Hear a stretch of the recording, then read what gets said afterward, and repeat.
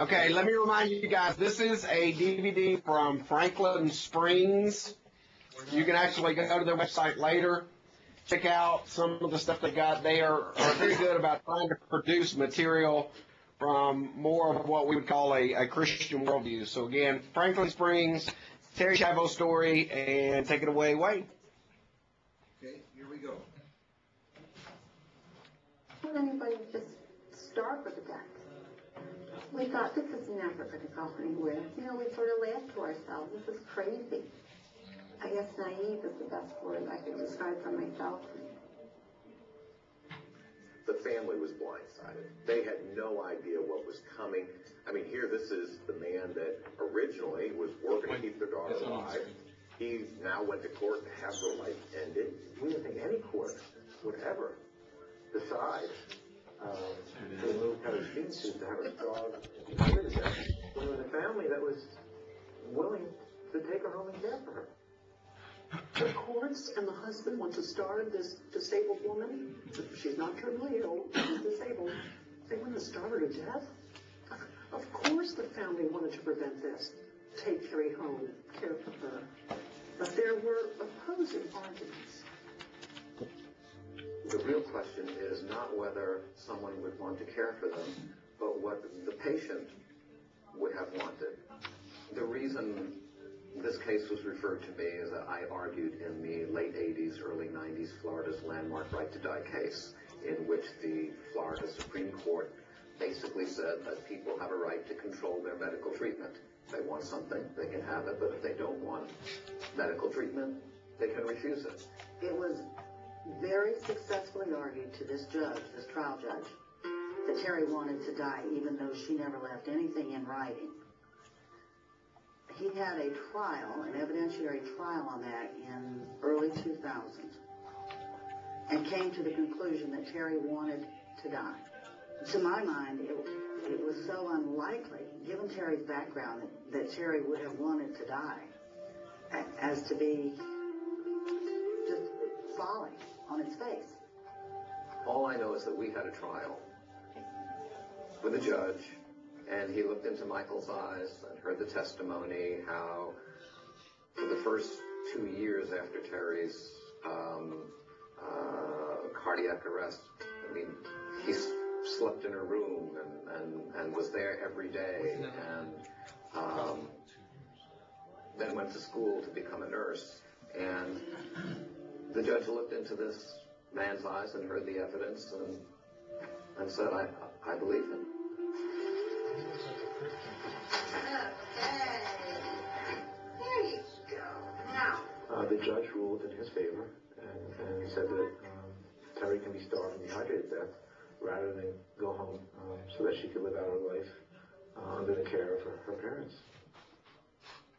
If you sat down with most people, at least I believe, and said, look, if you were in a situation where basically your brain was gone, was destroyed, and you would have no consciousness, no awareness, would you want your physical body to be sustained indefinitely through a feeding tube, through a respirator, through medical treatment? I would say the overwhelming majority of people would answer no. I am offended by that. I find that objectionable. Because if you are looking at Terry, you are looking at me. And no one, certainly not me, wants to be disabled. But once you experience that accident, once you are disabled, you would be amazed at how quickly you change your mind. Life is that precious. I mean, watching those videos, Terry was connecting with her family. You saw it. I mean, she may not have been able to tell them, but her smile revealed joy just being with mom and dad and brother and sister. And that is what the courts refuse to acknowledge. Terry's right. Terry's God-given natural desire to live. And ought we today keep people alive who have been cognitively compromised to the point that they will never recover. Ought we consider someone like Terry Schiavo to be a person? Yes, on the surface, the argument was made that this was in accord with her wishes. But when you really begin to examine some of the arguments made by Philos and Michael Schiavo, you begin to see that this whole notion that she was no longer there. She was no longer a person. Her biography was over. Who would want to live this way? Don't be fooled. Don't be fooled by what the media has said, by the arguments of the courts that sounded so good and so right. You need to understand that Terry Schiavo was a person, regardless of her mental capacities, and that persons have rights, and persons ought not to be starved to death. She was not terminally ill, and this fact alone, if nothing else, ought to give one pause to think about whether she was treated in a way that reflected who she was as someone made in God's enduring image. I think people are selfish. I think they, including the judge, they think they don't want to live like that. So they impose their beliefs and their feelings on other people. Because if I don't want to live like that, you must not want to live like that too. And it's not fair because nobody wants to live like that. Nobody wants to be disabled or have a serious brain injury. But what happens once they are living like that? That's when they need us the most.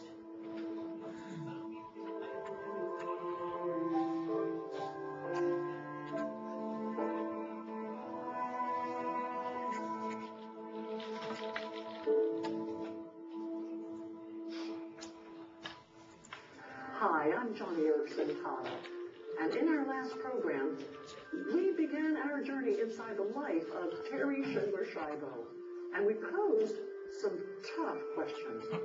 What happens when someone is incapacitated and does not make their medical wishes known?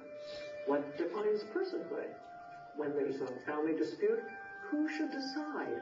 And what criteria should be used? These questions gripped a family, a community, and ultimately the whole world. Well, in this episode, we revisit the Schindler family and attempt to answer these questions and others. Like, why wasn't the family allowed to care for Terry? What did the media miss? How did our legal system fail? And what lessons can we learn for public policy and for our own personal choices? What do Terry and God have to say to us? How should we interpret the facts of this case? Following a tragic incident, Terry Schiavo falls into a state of profound brain injury.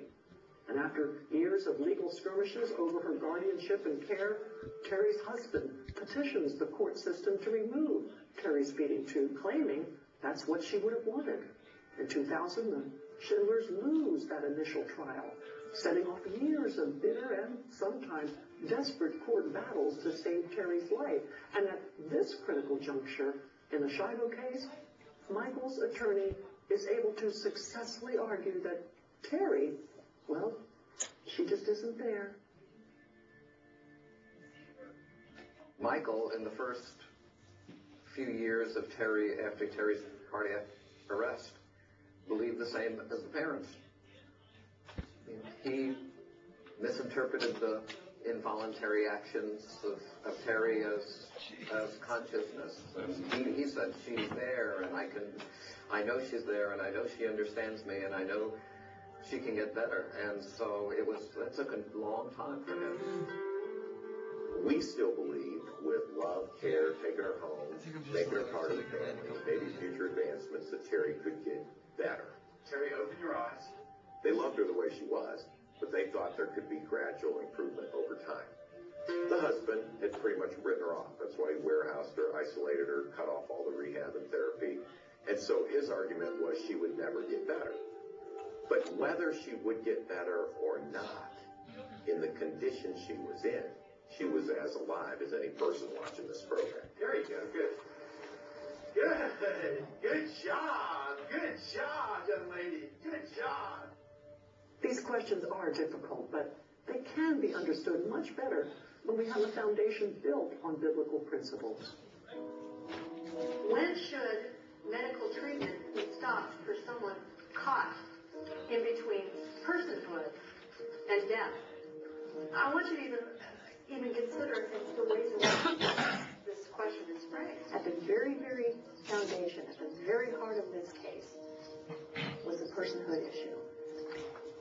Terry Shiloh did not make her wishes known before this happened, no matter what state she was living in terms of her mental capacity, she was still a person. No one in this world will tell me that she didn't know who I was. You could tell. I mean, I could stand at the door before I went in and just say, Terry, it's Mommy. And she would start laughing. She would turn her head to the door. And when I got in there, she would try so hard to talk to me, but we just couldn't understand her. Aren't you cold? Huh? Aren't you cold, sweetheart? Are you better? Are you better? Everybody has some idea what is persistent vegetative state and see that as synonymous as living as a vegetable. Now, the reason why neurologists coined that term is they wanted to make a clear contrast between persistent vegetative state and that as an umbrella category versus brain dead. It's not that neurologists wanted to say, well, this person who's now minimally conscious is a vegetable. She had a dramatic, never-failing response to her mother's touch. You could not be in Terry Shiloh's presence, particularly with her mother, for 5 minutes without realizing that Terry was simply a disabled person.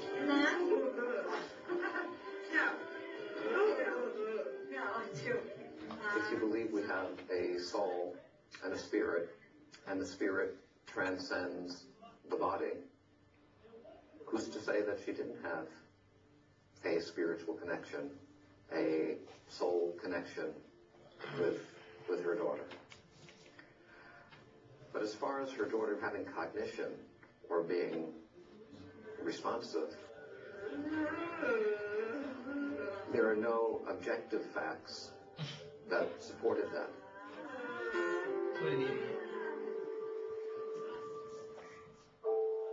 I know from the many hours I spent with Terry Shiloh, and I'm not a medical doctor, but I was not also interested in prosecuting a case where I didn't feel in my heart of hearts what we were advocating was 100% true. I know she was not in PBS.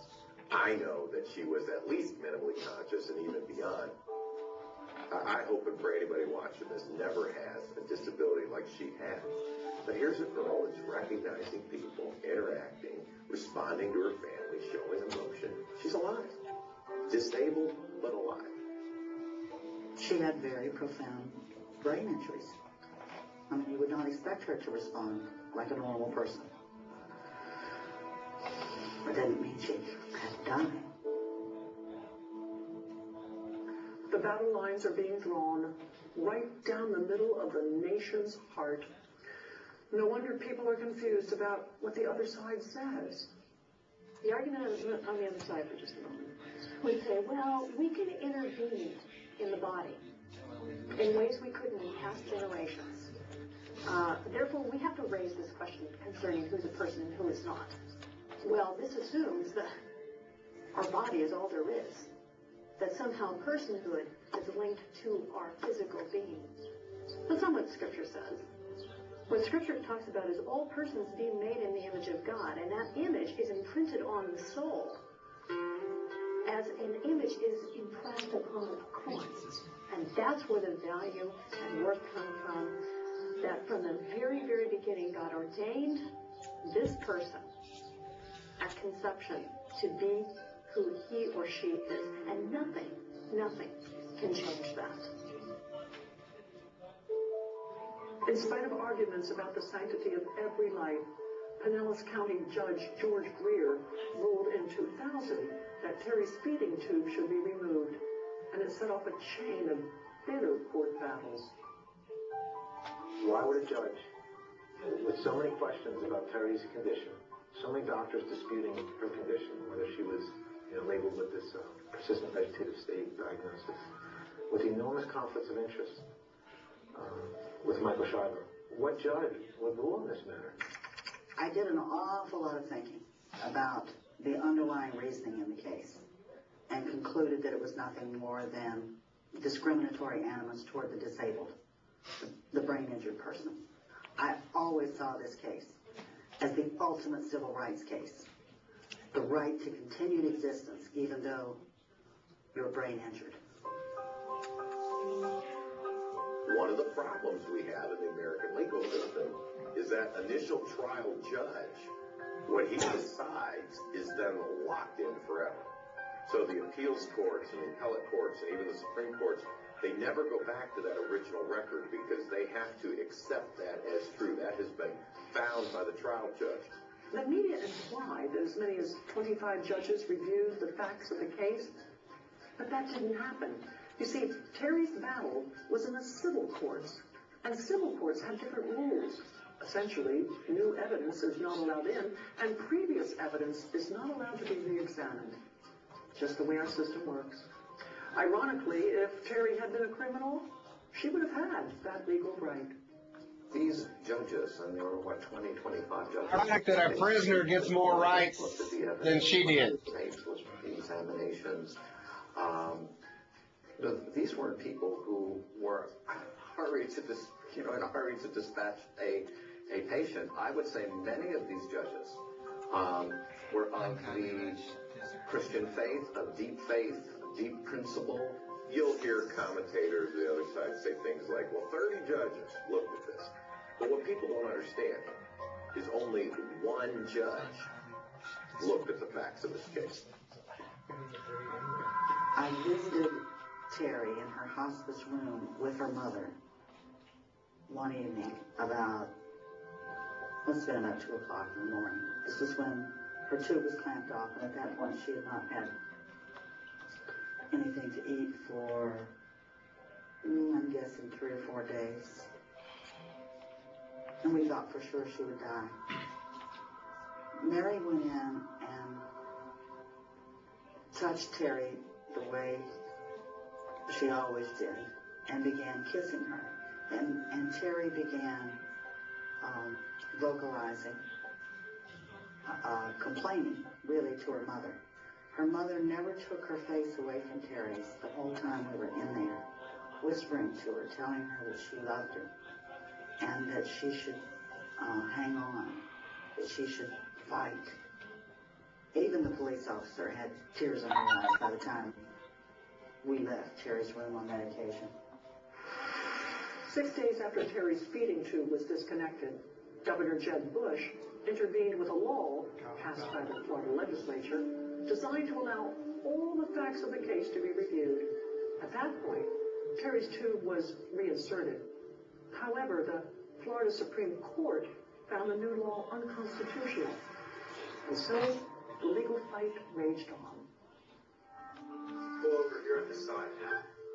There was over 40 doctors that had either examined Terry or submitted affidavits that looked at this case and said that either Terry was not in this persistent vegetative state and or could have been helped with the technology that was available today. Many of the doctors that examined Terry felt as though it was remarkable that she was responsive and alive and was interacting as much as she was, given the fact that the last amount of therapy or rehabilitation she had was at that time was closing in on 10 years. As the case grew in profile, some of the leading neurologists from around the country were willing to come in and testify.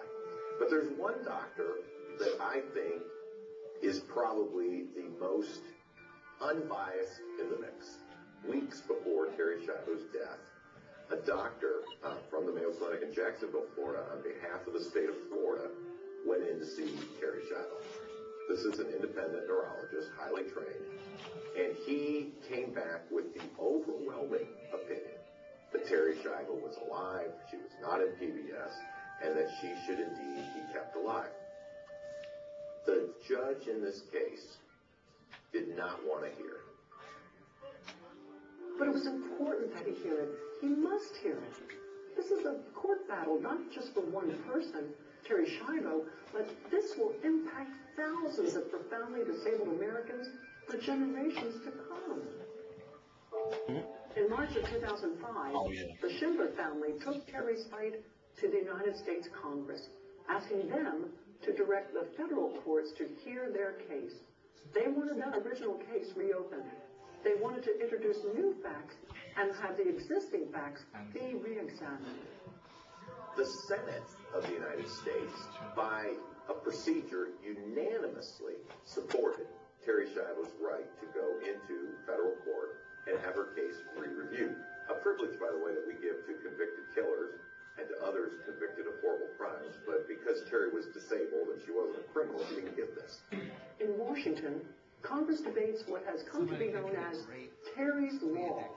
Meanwhile, the Schindler's appeals run out, and Judge Greer's death order is enforced. For the first time in the United States of America, society has been given the ability to put to death a profoundly disabled person, even without that person's clear consent. Friend, that is frightening. I was in Washington, D.C. I was sitting down ready to do an interview with CNN. And as I was waiting, I was watching the TV, and it said Judge Greer had just ordered Terry's feeding tube removed. And I remember I got up out of my chair and just left. I remember CNN was doing everything they could to try to get me to sit down and do an interview. And I was just like, not now. Now keep in mind, Terry's feeding tube was removed twice before, and both times it was put back in. I truly never believed that Terry was going to die. Even the day the feeding tube was removed, I thought, okay, well now we just have to get it put back in. Terry's Law is signed by the President of the United States at 1:11 a.m. on March 21st, 2005. Terry has been without food and water for 3 days. And after the law was passed, I remember I was on the first plane back down to be with my family. Extremely, I was encouraged. We were very happy because we thought that Terry's life was going to be spared once again. The family's optimism is short-lived. A federal judge quickly ruled against the Schindlers. There would be no full rehearing of the facts. After over a decade of fighting this landmark case, Terry was out of options. I kept thinking something was going to happen. It can't do this. And I guess that's when I decided, that I better, brace myself, because this looks like it's, no one's going to help her this time.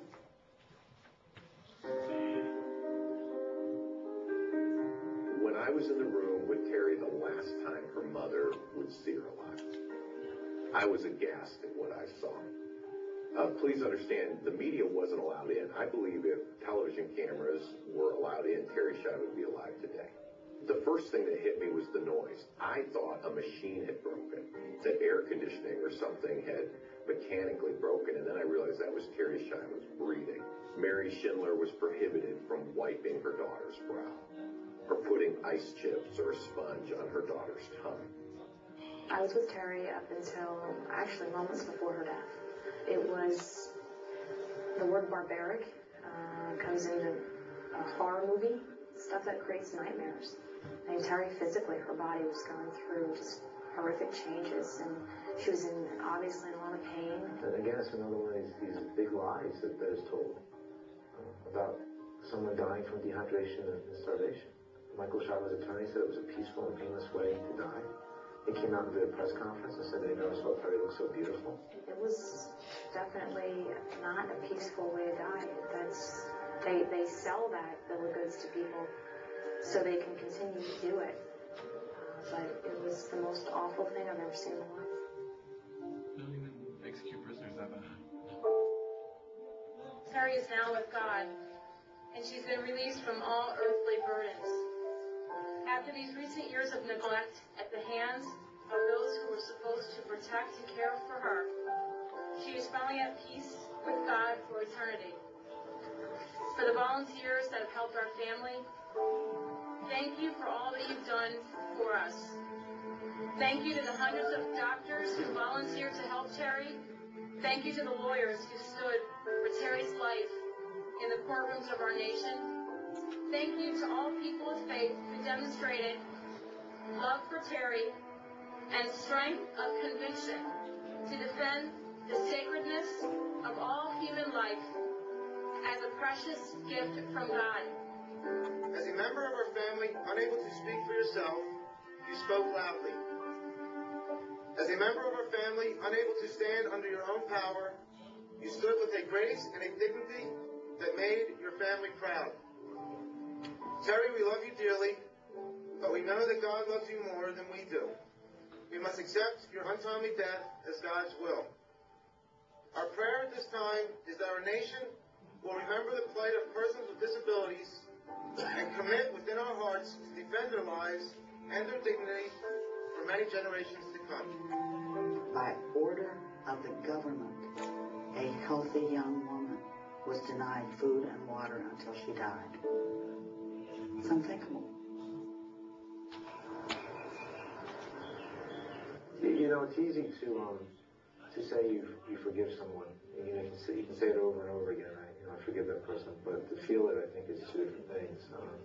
But I think it can only be done through God's grace and prayer, and I do. I pray for the people that were behind what happened in the system.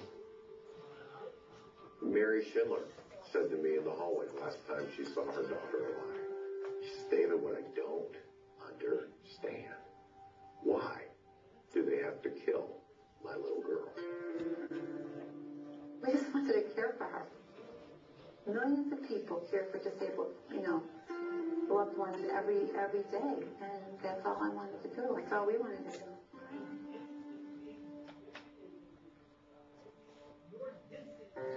We've heard from the courts. We've heard from the families. We've heard from legislators, doctors, lawyers. So much passion, so much emotion.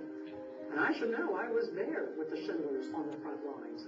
I had to be there, not only as a person with a disability, because so much was at stake, but as a Christian, a believer, who, like all believers, embraces the sanctity of life. Life is the most fundamental and irreplaceable condition of the human experience. You just cannot starve to death someone who is not dying, not terminally ill. God's word forbids us from doing such a thing. So we need to hear from those who are passionate about God's word. We are being asked to deal with questions that no generation of human beings has been asked to deal with before. Because of the advances in medical science, we are pushing the boundaries at the margins of life. We live in a society where value, meaning of life, is all defined based off functions and abilities. What can you do? How well can you do it? We take, from a Christian perspective, from a biblical perspective, the fact that every individual is created in the image of God. And they are created with value. They're created with purpose and meaning. As human beings, we don't have the right to take on godlike qualities and start deciding for other human beings when their, quote, quality of life has diminished to the point that they no longer deserve to have the protections that we give to more healthy and more productive people. The question then becomes a pretty stark one. Do we believe in the sanctity of all human life, or do we believe in the sanctity of some human life? Medical technology is standing at the door of the church, knocking, saying, we now can take over. Thank you very much. And we will make decisions concerning who will live and who will die. I think that they have drawn the line, and that the church now has to step up to the plate and say, wait a minute.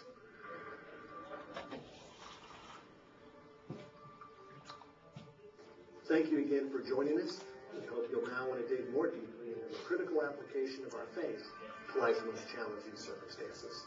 We invite you to visit the website of Johnny and Friends to learn more about the work of Johnny and our wonderful team of ministry partners. You can learn more about them at www.johnnyandfriends.org. And to learn more about the ongoing efforts of the Schindler family to heighten life-affirming matters, visit their website at www.harrysfight.org. Thoughts? Sickening. Okay. What else?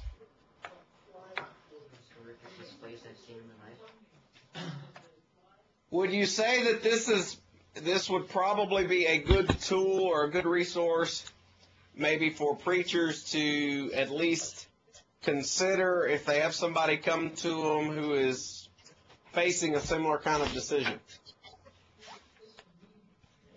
Yeah. To my knowledge, this is the only one that I've ever seen that comes at it that tries to pull some of the emotion away and focuses back on the fact that, hey, we're supposed to be Christians here. Obviously, you can't deal with this topic and it not be emotional, but the fact of the matter is they do a fairly decent job of trying to pull back and say, look, we don't have that choice to decide life or death. And I don't know of any resource that I've ever seen in the past where if I'm a preacher and a family comes to me and says, look, we're facing this horrible decision, now I can say, look, take a look at this and then make your decision. Yeah. Michael? Hey, Brad, did they say that the president signed the law that Terry's law? Yeah, Terry's law? Okay. Yeah. Yep. What was that? What do you mean? Like, what did that law say? That they could I don't know. I'll be honest, I don't know the wording of it. But that might be a great extra credit question. We'll work on that right Dave? Well, it not only opens the door for killing somebody that's had just brain damage, but it really, when you really just narrow it down, it opens the door to killing anybody that's deemed disabled. And right. I mean, they could have done the same thing for somebody that, at what point do you draw the line? Because you could have somebody that's in a wheelchair that can't walk, and they say, well, because you can't walk, your quality of life is not good, we're going to kill you. And that's the point, is once you start down the slippery slope, how do you apply the brakes? John? Yeah, well, not to get into this, but that, I'll bring it up anyway, but that's where a line will continue to be drawn, and with government health care on our back door, don't be surprised at what we might be seeing from here on out. And we saw this was despicable, what we saw with Terry Schiavo. Right. Don't be surprised at what we might see down the road. Right. Absolutely. Absolutely. I'll say this, meeting her brother, that was one of the most heartrending conversations I've had in a long time, because it was so obvious to me that they were very close, number one.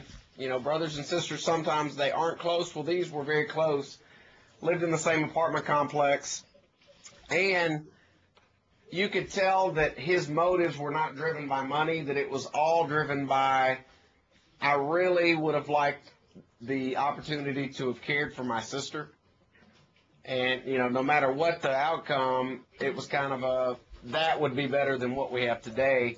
And as he's sharing with us all these things and reminding us, hey, were she still here, she could be sitting in a wheelchair right beside us, and eyes open, looking around, just, it was one of those moments where you just are thinking, wow, maybe I didn't get the full picture from the media, which obviously we didn't. But James?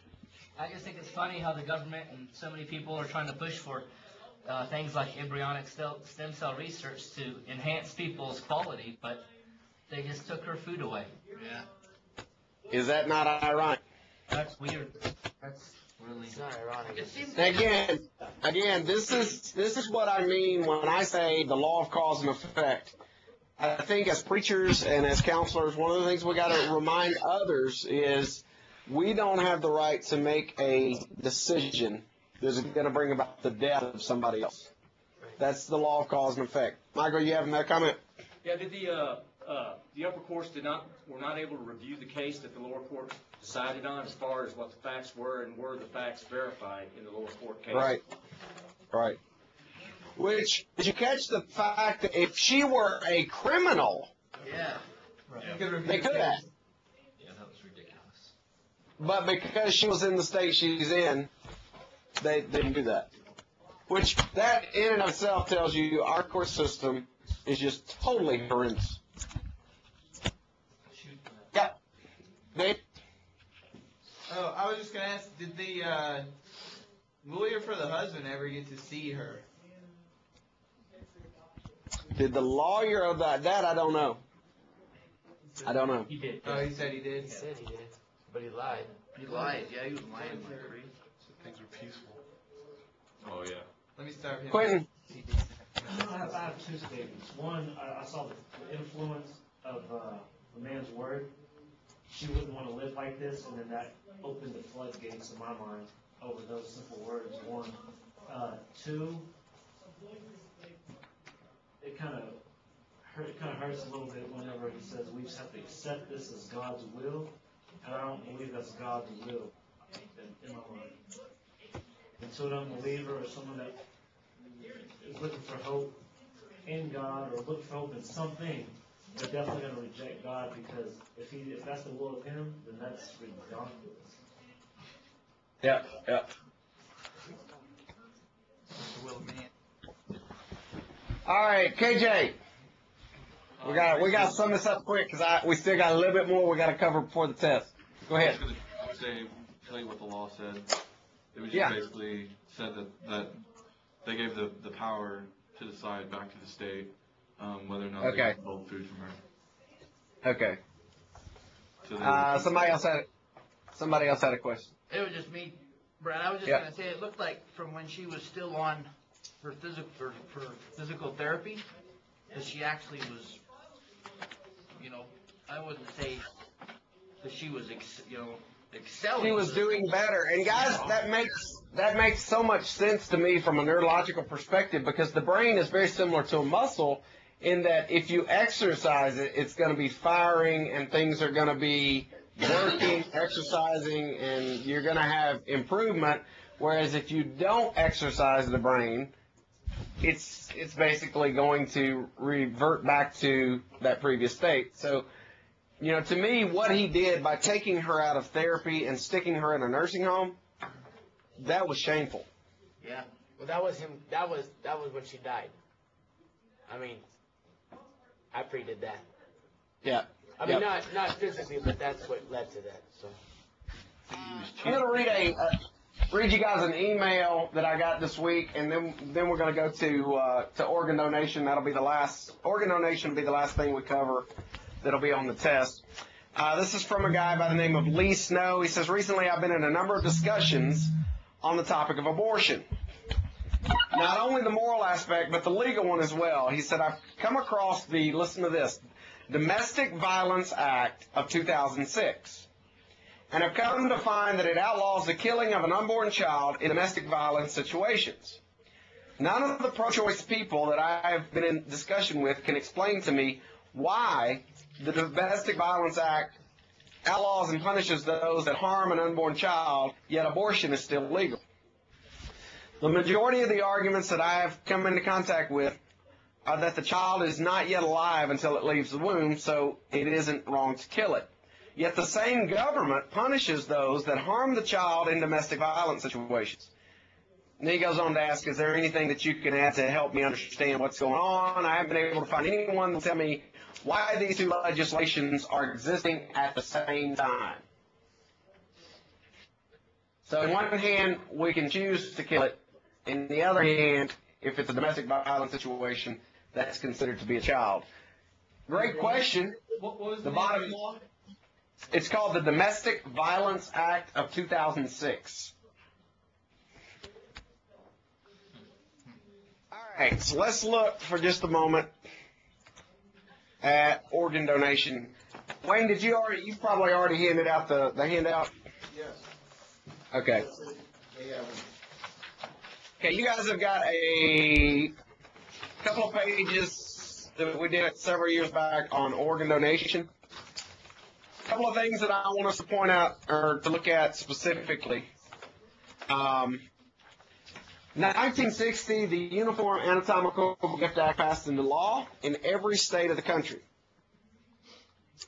So 1960s, they say you can donate organs. For a solid decade, guys, that was not a big deal. It didn't really matter at all. In 1972, something happened that changed everything. And when I say everything, I mean everything. 1972, doctors were able to create the first immunosuppressive drugs, which meant for the first time you could get a organ from another patient, take drugs, and not reject that organ. Prior to that, they hadn't been able to do that. So in 1972, we get immunosuppressive drugs. All of a sudden, what do you think happens to the whole area of supply and demand? Goes up. Shoots through the roof. Oh, incredibly. And it's in that same time period that we find a very, very, very big change in the definition of death. All the years before, mainly, most doctors had used the heartbeat as death. Well, suddenly, we go from the heart to the brain. To doctors being able to say, hey, if the person is brain dead, they're dead. Which means, essentially, you can still have a beating heart and respiring lungs, and if they term you brain dead, if you're on a machine and they're keeping you going, they can say this guy's dead and they can harvest your organs. What are some ethical concerns we might have there? They might lie just to get the organs. Okay, they might lie, but I don't think technically they're going to lie. Okay. What might they do, though, that's close to lying? Expedite the process?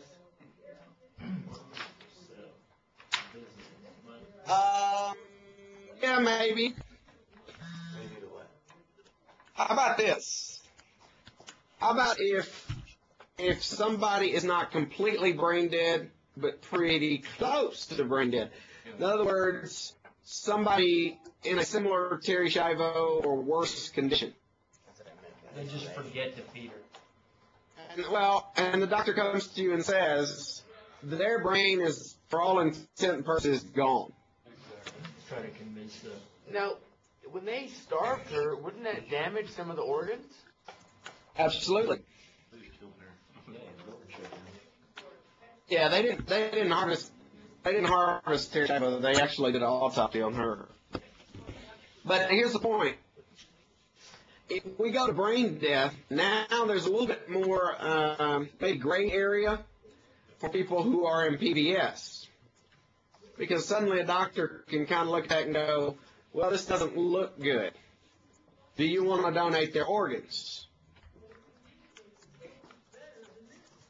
And so they roll somebody into a room that ultimately still has a beating heart, functioning lungs, et cetera, and for all intents and purposes could be considered living. The other side of this is, now we start getting into a really, really controversial topic of selling organs. Somebody tell me what right now is one of the only things that legally you can sell from as far as body. There's two things. Plasma one of them? Blood. Plasma is one of them. Skin?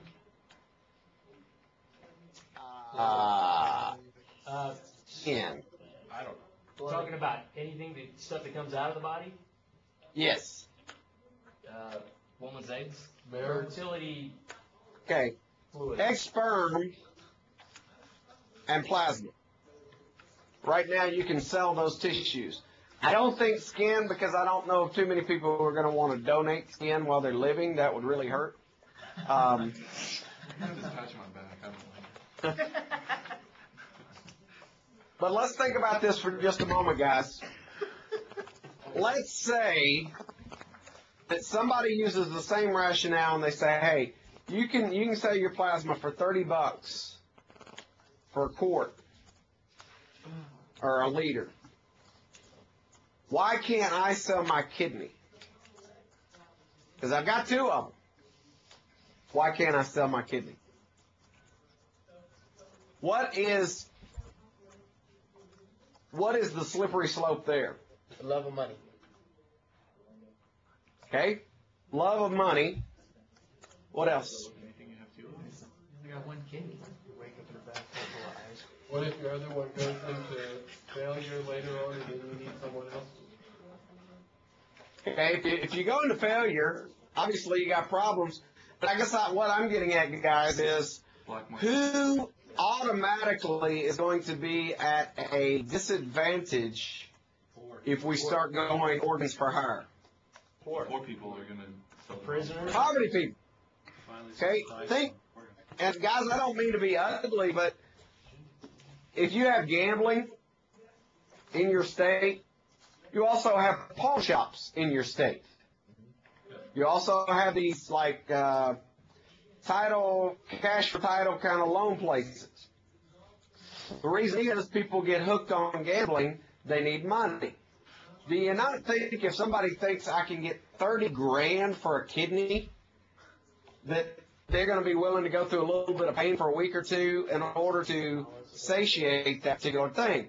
Well, it's always going to reflect more poorly on the poverty class because the rich folks are sitting there saying, I don't need to do that. They're going to buy extras. Well, I mean, they can pretty much buy what they want to.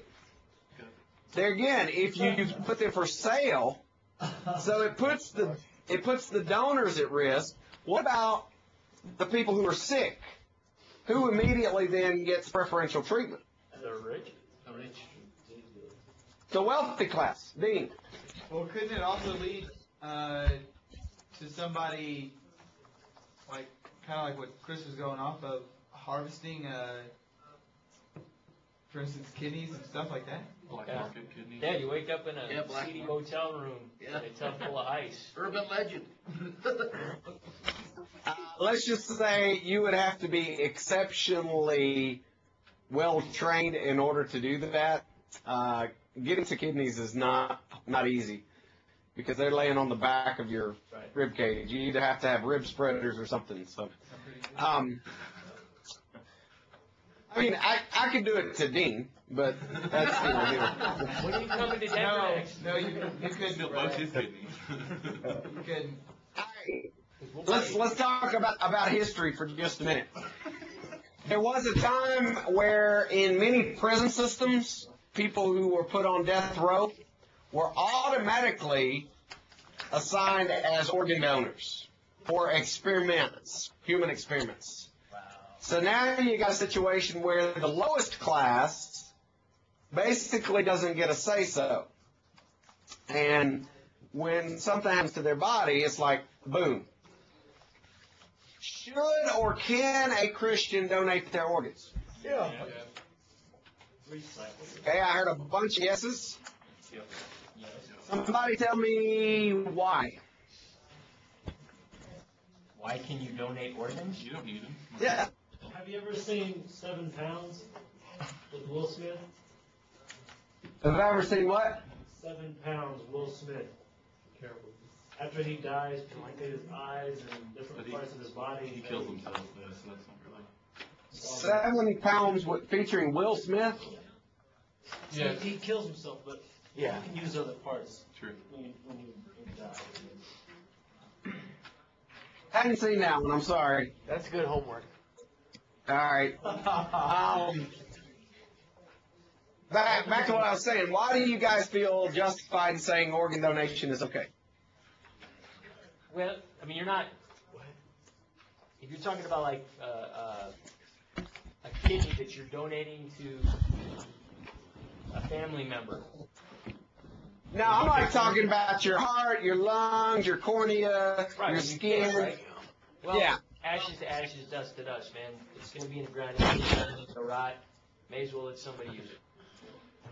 All right, now we're getting to where I want you to go to. Good. What does the Bible say? Ashes to ashes. Okay. Are we going to need those structures? Nope. Why? Temporal to eternal. I ain't worried about that. If I need a liver in heaven, I got bigger problems. Flesh and blood can't enter the kingdom. Okay. What does Paul say in 1 Corinthians 15 about the resurrection?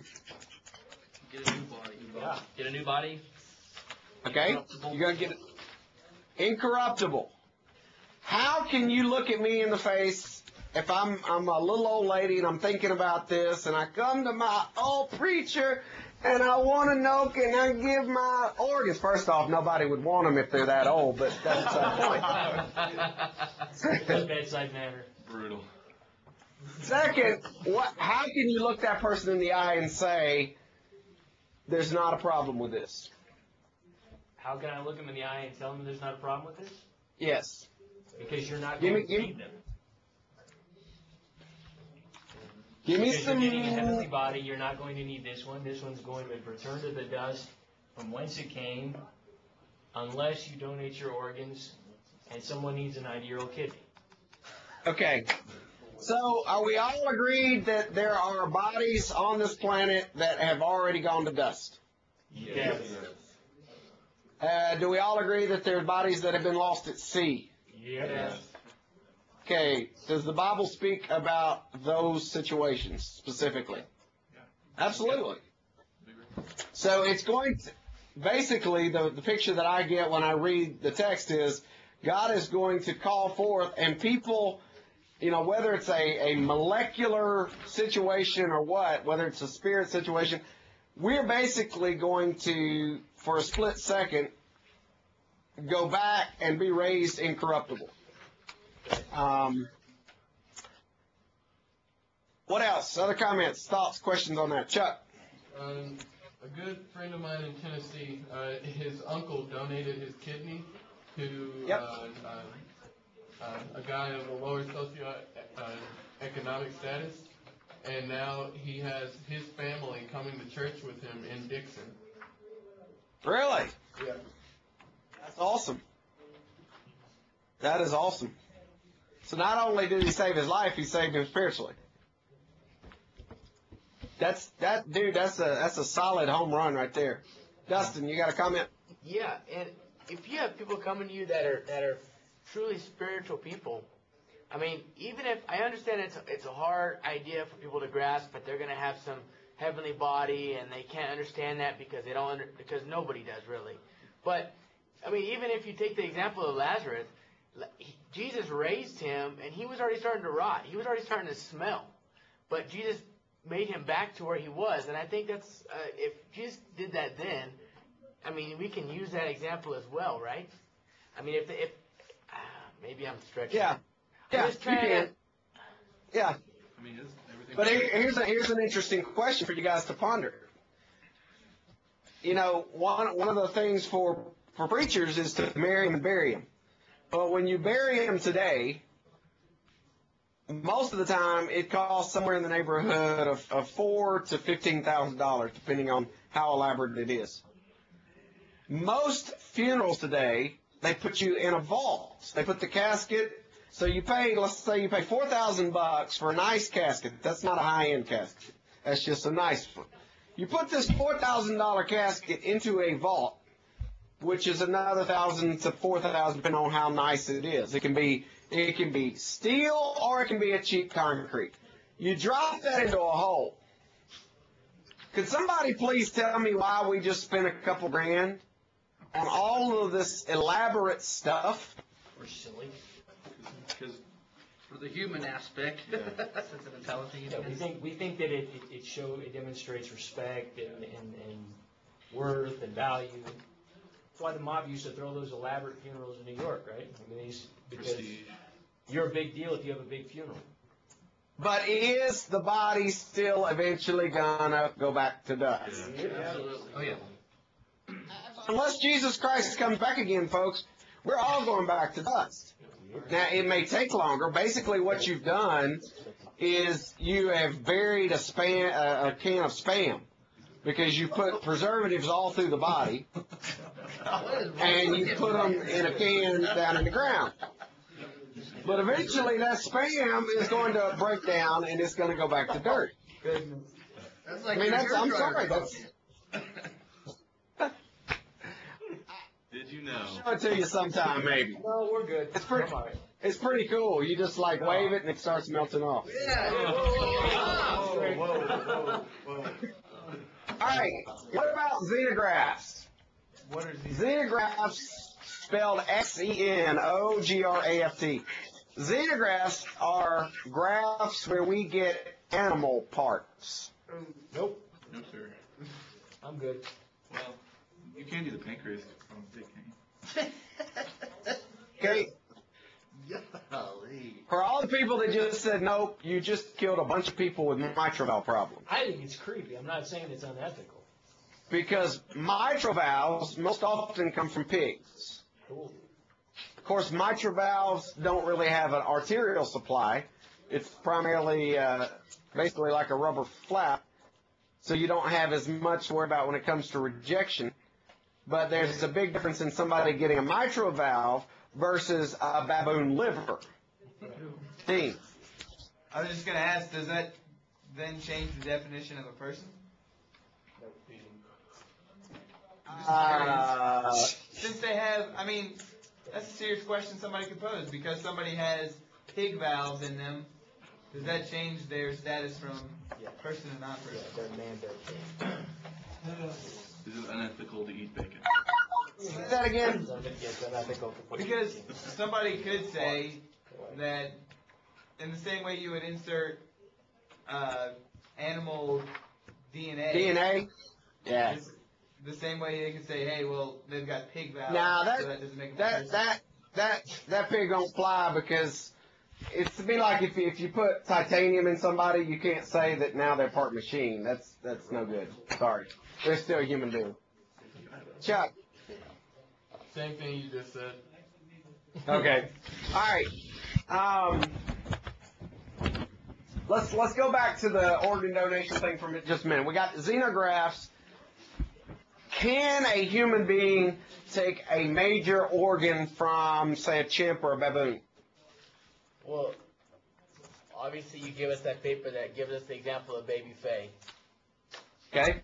And it didn't work out. I mean, it worked out initially, but the blood compatibility was not there. Okay. So when you got organs that require a large amount of blood flow, you got incompatibility problems because we don't have animal blood. By the way, great case against evolution. You know, if we're just a step-by-step series process, you ought to be able to take out a baboon liver, stick it in a human, keep right on trucking. We can't do that.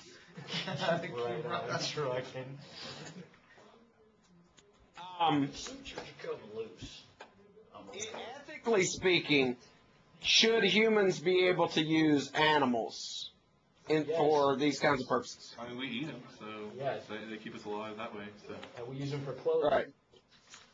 God has given us what? Dominion over the animals. All right. Let me throw out an ethical dilemma or two and see what you guys say. Let's say that Dean is on his way out. Not like dying. Would it be ethical for me to pay Dean $1,000 to become an organ donor? No. I'm not going to be able to use it.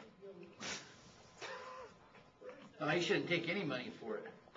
Dean, you can shop online, brother. Okay, that would only be wrong if you believe it's wrong for someone to sell plasma. Okay, well, that's where we're getting back to. Why is plasma, eggs, and sperm acceptable, but major organs aren't? Chuck. They can, not revitalize, but there's a process and they come back. Like regenerate or something. Yeah. Reproduce. Okay. Well, there's more value. Okay, so they are not what we would call terminal donations. No. So when you donate eggs, sperm, or blood products, that is not a terminal donation where you are losing something forever. Basically, they're going to build back. Go ahead. Except that you can donate a kidney, and you could still live.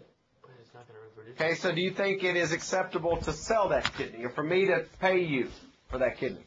I think ultimately you're not, from an ethical perspective, what is the difference? You're selling something that comes from your body. If it's ethical to sell plasma, why wouldn't it be ethical to sell a kidney? I'm not agreeing with it. I'm saying that from an ethical standpoint, if one is wrong, then the other is wrong. I mean, the only difference is you're talking about something that has more value because it's more rare. It's uncommon. Right, You can't go to Walmart and buy a kidney. Obviously, we're talking just about kidneys here, because that's realistically about the only thing you can pull out that you got to back up on. You know, we're not sitting here talking about Chris isn't going to give up his heart. Don't think he's going to give up one of his corneas. Probably not going to give up a hip joint. You know, basically, a kidney is something that, as long as your life continues without any major traumatic injury, you can get along just fine. All the other donations are either going to kill you or have a major adverse effect, cause blindness, make you where you can't get around, whatever. So kidney is kind of one of those weird oddities in the whole picture. What happens, though, when you open the door, payment per organ? Well, there are people who are going to want to push that envelope. Okay, let's get back to me paying Dean. Okay. I say, Dean, I'm going to give you $1,000. Who is probably Dean going to be sharing that information with? Family. His family. Who's going to get the $1,000 in the long run? Depends on how much he likes his family. His family. More than likely, his family. It leads to people selling their family members' parts for money. Absolutely. It's basically a slippery slope for me to say, you know, Dean, you're not looking so good today. Why don't we just go on and wrap this up? In fact, if you'll wrap it up by 5, I can catch the evening news, you know? We laugh at Make a quick 20 grand. We laugh at that, but that's what Terry's husband did. Absolutely. Yeah. Guys, that's exactly what he did. But how So the next question, Chris, would be, who gets to set a price? Well, because here's what we struggle with in a hospital. And it's the same thing with adoptions. You go to somebody and you say, hey, if you'll give me your kidney free of charge, I'll pay for the surgery. Mm-hmm. And somebody says, okay, that's great. Thing, right? It's the same thing that we talked about with surgery. Right. But then the person says, and I'll also give you X for pain and suffering. Because removing a kidney, that's pretty serious surgery. Well, what is X? And who gets to set X? Well, if it's my kidney, I'm setting X.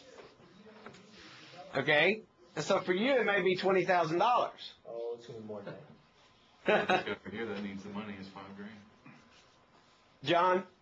Oh, I was just going to say, then there's going to be federal regulations on such sales of body parts and such, and they're going to be taxed somewhere down the road on that for making money on your. Isn't this being done in Holland? But you got to claim it right now. Do what now? Isn't this being done over in Europe right now? I remember a couple of years ago, there was a website where people are.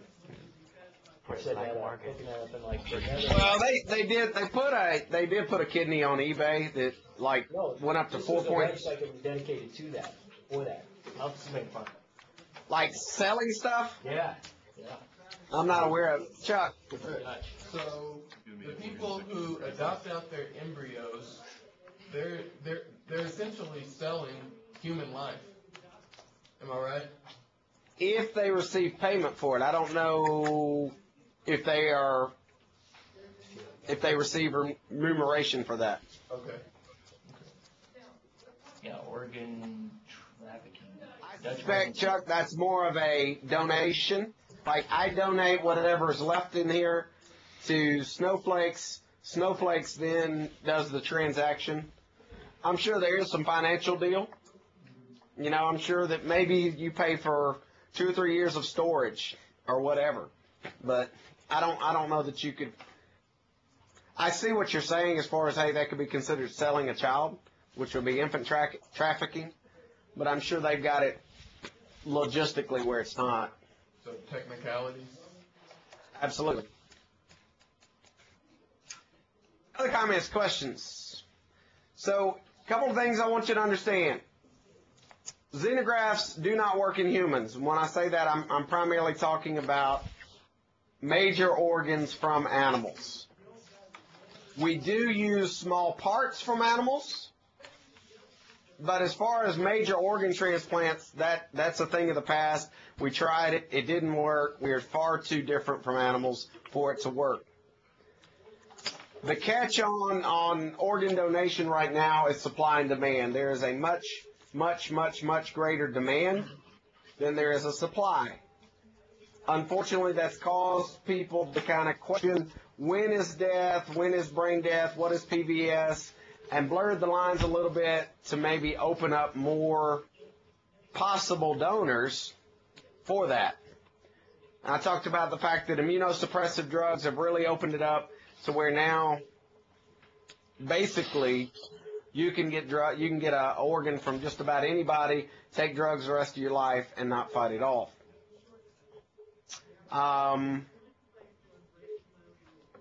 Questions, comments before the test, John?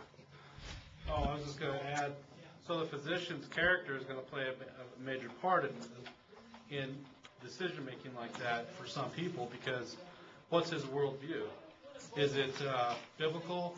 Is it secular? Is he into the quality of life or the sanctity of life? In giving you information, the family members. Oh, your daughter, your son, your family member is probably not going to make it.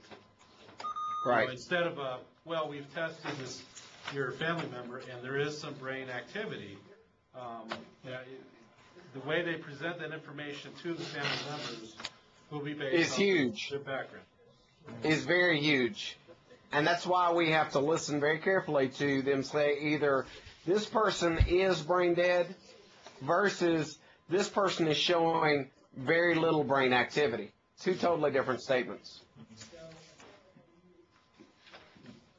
All right, tests. You will be tested on Thursday. It's going to be a little bit of everything. I know a lot of you guys have already had some of my tests. They'll tell you what it's like. Plan on being in the room for at least an hour or two. In other words, this will not be a fly-in, I get to crank out Brad's test and fly out kind of thing. I'm going to try really hard to assess your knowledge.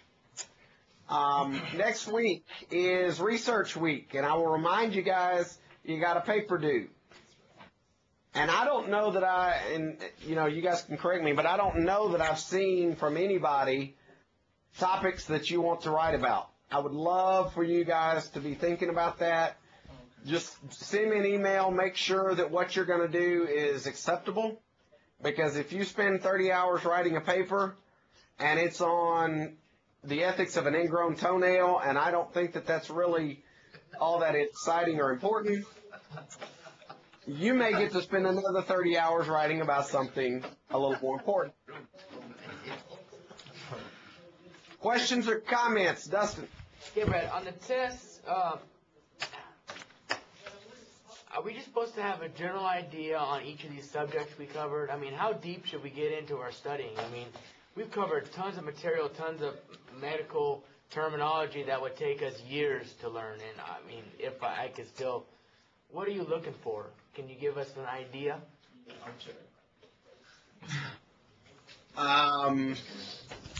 There are going to be true and false questions where you will say this statement is true, this statement is false.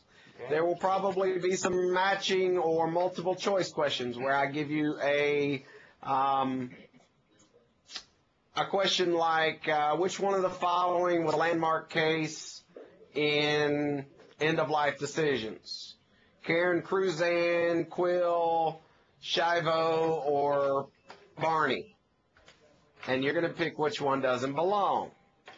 It probably won't be that easy. You're going to have short answer questions.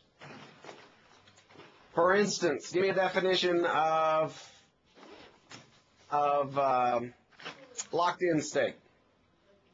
And you give me your definition for that. There will be about 3 long answer questions. And guys, let me just tell you, on long answer, I would rather you give me too much information than not enough. And by that I mean, if you've written 3 or 4 sentences and you think that's good, you might want to re-look at the question I'm asking. Because normally what happens, you know, some of the places that the guys get marked off occasionally is I'll ask a question and then I'll tag something at the end that says, you know, and use a scripture reference to back it up, or give one example or something. And if you don't do that last little step, then part of that's going to be wrong. I do logic questions, which are probably in these cases going to be maybe some case studies where you tell me what is right to do. And you're going to tell me what is right to do based on Christian ethics. Okay. Okay? So, thank you. So like on that question you asked about locked-in state, like, can I just give you something that would signify, like, I know what you're talking about versus all the medical terms? Like locked-in. Yeah, I mean, guys, I don't hold you responsible. This isn't a medical class. This is an ethics class.